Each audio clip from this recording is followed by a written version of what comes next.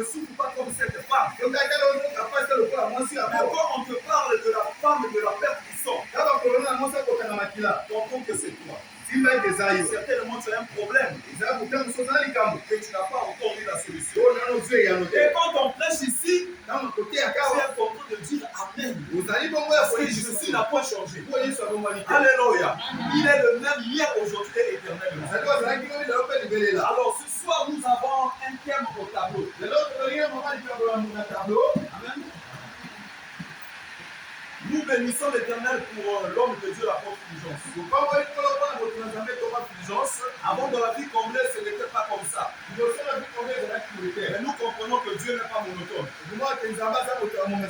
De tel point que le prédicateur veut prêcher, il se concentre lui-même avec son inspiration. Le verset, le chapitre.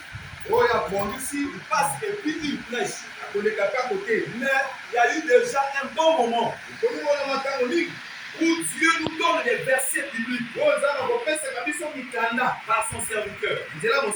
Alléluia. Pour moi, je dis que c'est même un sujet de joie. Amen. Parce qu'avant de prêcher, tu dois d'abord avoir le verset biblique. Si tu as le message, dès que tu as le message, tu dois chercher le verset biblique qui va se marier avec l'inspiration de ton message. Mais quand déjà par l'apôtre nous avons les versets bibliques, c'est comme si nous sommes déjà avancés. Alléluia. Nous sommes dans le chapitre de 1 Corinthiens 14. Depuis 1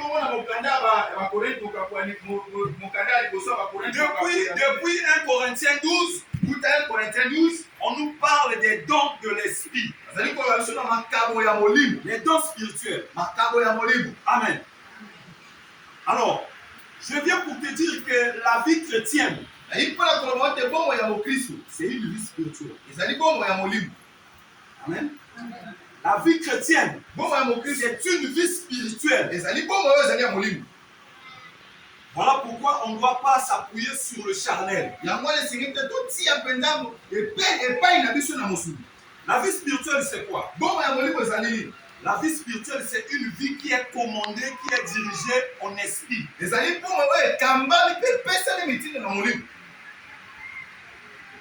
On devient spirituel à quel moment? On devient frère en Christ à quel moment? On devient chrétien à quel moment? C'est quand tu acceptes la parole de Dieu. Quand tu crois à la parole de Dieu. Quand tu acceptes Jésus-Christ comme Seigneur et Sauveur. Alléluia. C'est là que tu fais ton entrée dans la vie spirituelle.